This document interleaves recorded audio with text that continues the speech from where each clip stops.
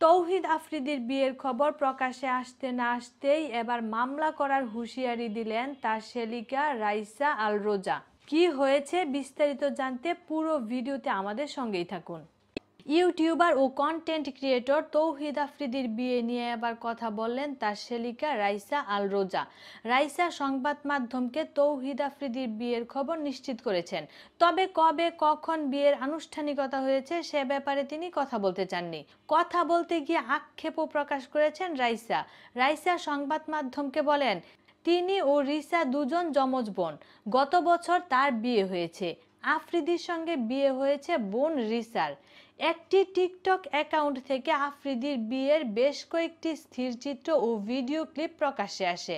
সেখানে রাইসাকে TikTok star হিসেবে পরিচয় করিয়ে দেওয়া হয় এবং আরও জানানো হয় দীর্ঘদিনের প্রেমের পর এক হলো দুজন।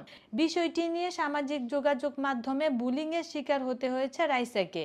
রাইসা সংবাদ মাধ্যমকে আরও বলেন, দেখুন, আমি আর আমার বোন কেউই টিকটকার না। আমাকে টিকটকে দেখেছে এমন মানুষ আপনি খুঁজে পাবেন না।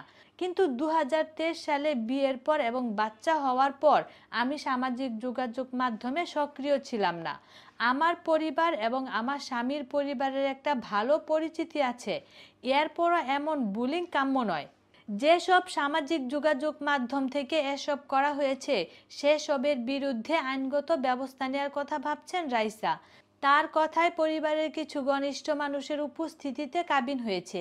আমরা চাচ্ছিলাম আনুষ্ঠানিক ঘোষণার পর সব সামনে আসুক, কিন্তু একটি অ্যাকাউন্ট থেকে বিয়ের বিভিন্ন মুহূর্ত সামনে এসেছে।